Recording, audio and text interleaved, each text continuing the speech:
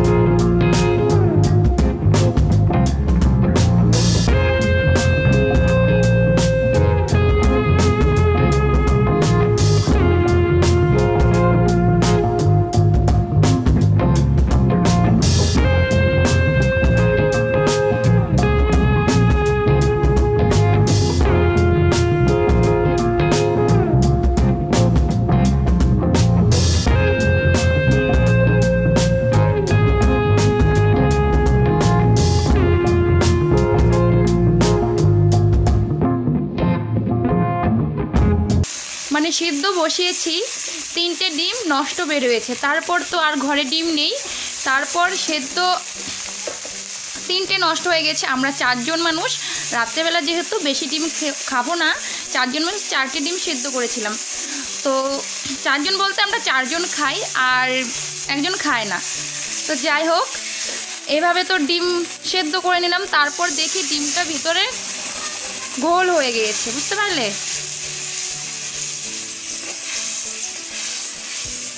গোল হওয়ার পর আর কি, আবার দোকানে যাওয়া হলো, দোকান থেকে আবার ডিম আনা হলো, আবার সেদ্ধ করা হলো।